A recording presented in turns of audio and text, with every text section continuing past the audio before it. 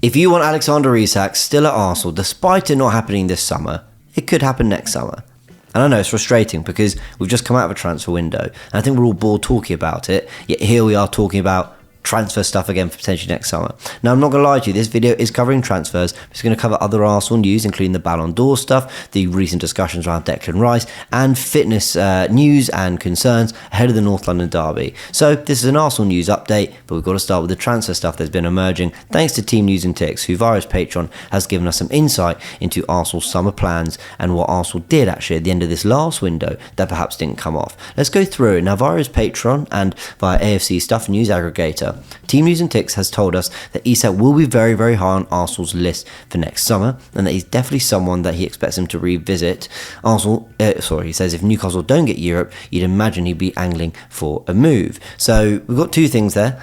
The second part is the prediction that if Newcastle don't get Europe, then Isak might sort of be looking for a move to happen. I think that's a fair prediction to make. But the first bit is that he's been told that Isak will be high on that list. I think he was probably high on this season's list. I think if this summer it was doable, Arsenal might have done it. But all these PSR concerns that Newcastle supposedly have don't seem to have been as urgent as kind of we all thought. I mean, first because Guimaraes remained at Newcastle. No one really came in for these 70, 80, 90 million pounds it was reportedly going to sort of take to get him out the door. Not even to a point where Newcastle dropped the price just to ensure they got the cash in. Anthony Gordon was linked to the move to Liverpool, and of course Alexander Isak remained anyway. On the topic of Anthony Gordon, Team News and Ticks has spoken about how Arsenal inquired about him late in the summer window, but Newcastle didn't want to lose a player, and he mentions as well what we've just been talking about, which is a financial need from PSR. He says that wasn't really there, and that Gordon would have been interested in a potential move. So Newcastle not under the financial pressure that everyone kind of thought going into this last summer transfer window. Therefore, they kept their three key players. But could Isak be available purely because, the direction of the project hasn't gone where they wanted, and not getting, European football of some sort? I think we're really looking at Champions League or at least Europa League football, which is very possible that they don't get one of them. I actually think they will. But if they don't, does that kind of open an opportunity for Arsenal to kind of swoop in? That would be interesting. Now, I do have sort of thoughts on this Anthony Gordon stuff. I mean, why make such a late move for a player that was going to cost 60 to 70 million? That kind of tells me that the forward wasn't really a priority unless they always just wanted Nico Williams. But they did end up with Raheem Sterling, which shows it was an area that Arsenal certainly wanted to address.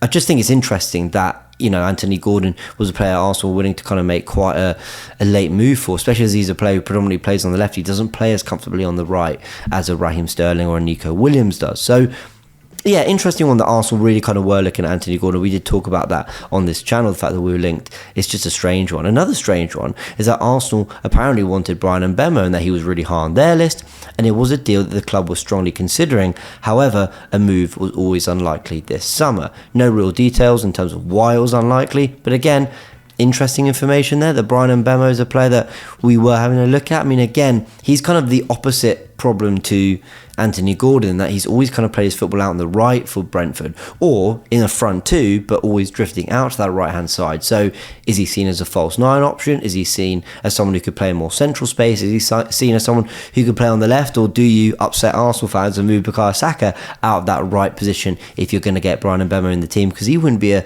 cheap signing either. So interesting that Bryan Mbeumo was a player that we looked at. I really like Mbeumo, by the way. Arsenal fans who I've spoken to don't seem as keen on the deal, but I think this is a player that has done really, really well in the Premier League. I think he's really, really dangerous and has got a wicked left foot, and I think would add a lot to Arsenal. But apparently it's one that we considered but ended up not doing. So let's see if we kind of go back for a player like that. I'd be really, really interested to see. Now, Team News and Ticks comes in with one last bit of insight, which is that Victor Osimhen was a player that Arsenal were looking at. However, he says that the interest waned at the beginning of the year due to concerns over his attitude and high wage demands. Osimhen's public spat with the Nigerian national team manager on Instagram also put paid to any interest from the club. So it's a wage and attitude thing apparently with Victor Osimhen that has stopped Arsenal going for him. Now, I will say with all this news, it's coming from one source. I just want to sort of, it's always worth reiterating that it's only sort of one person telling us this. But it seems, he's been accurate in the past, and a lot of the stuff that's been said there makes complete sense. Now, in terms of the transfer stuff, it's not all kind of good news in terms of we might go for Isak, Anthony Gordon and Mbeumo we looked at, because these are good players that we want Arsenal to be linked to, but more importantly, we want them to be signing. But it's not all good news, because this from Court Offside, which comes in as their exclusive, is telling us that Real Madrid, PSG and Bayern Munich are all keen on William Saliba. Of course they are. Who wouldn't be? But he's happy at Arsenal. They would take over 120 million euros or more for Arsenal to even consider selling. I'm going to tell you right now that I wouldn't do it for anything less than 150 million.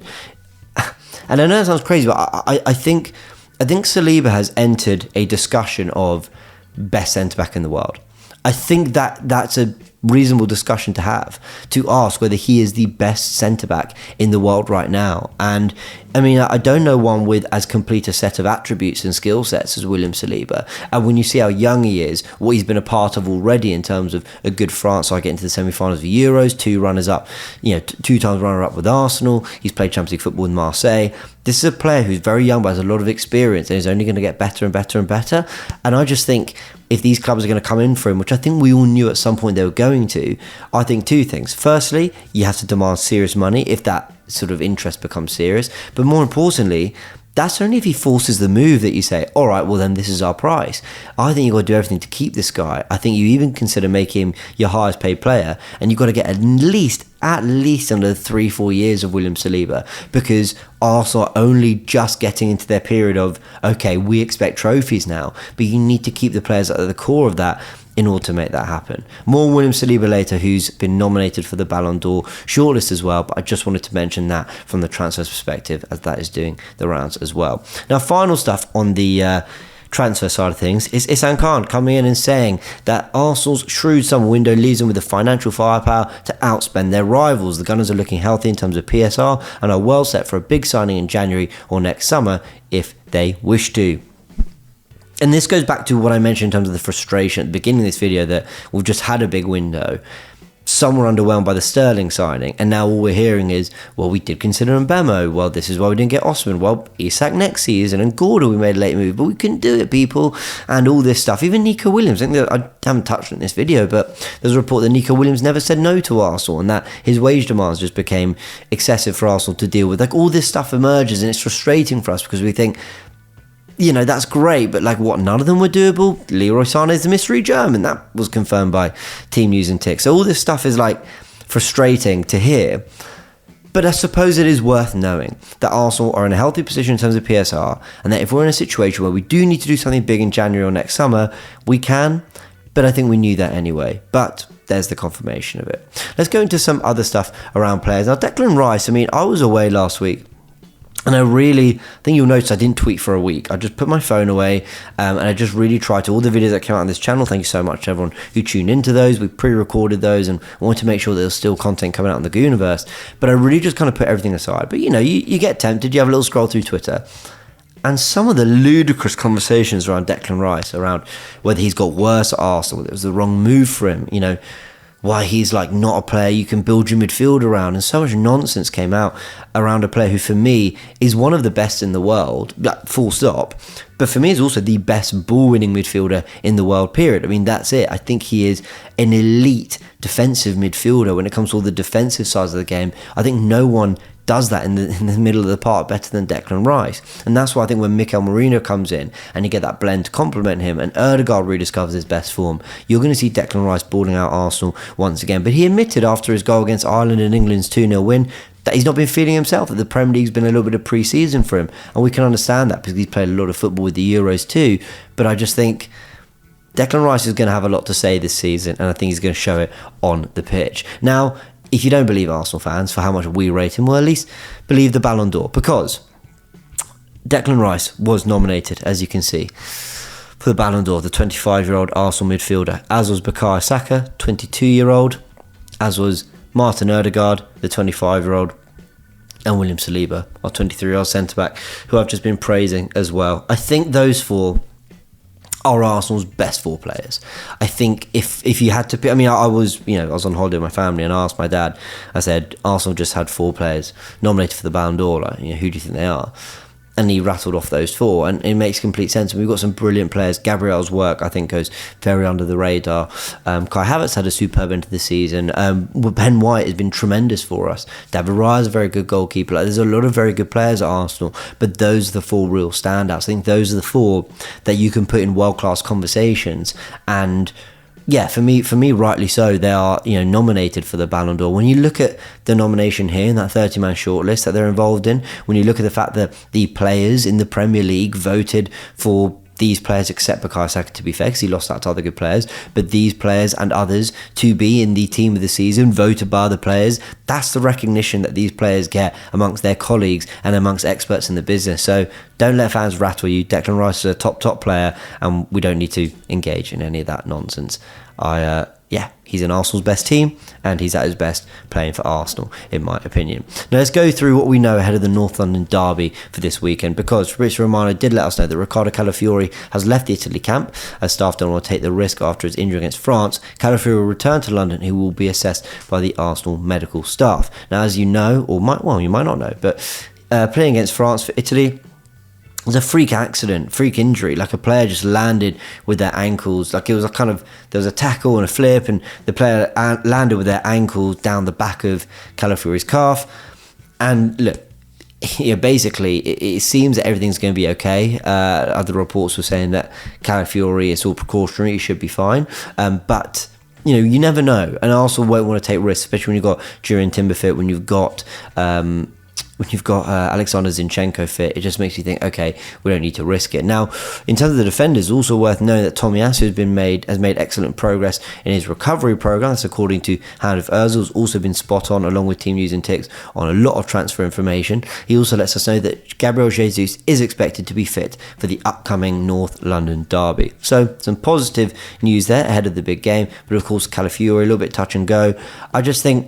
I don't want to go off on a massive tangent, because I could do another 10-minute video about this, but I think having international football 3 weeks into a Premier League season, we've just had tournament football, it's mental to me. It's absolutely mental. And they've got to get rid of that. I don't see the need to break up, clubs and players who have only just got together and are trying to get their fitness back for their club campaign, and then get them off playing ridiculous international football, squeezing in extra games, which then condenses the rest of the Premier League period.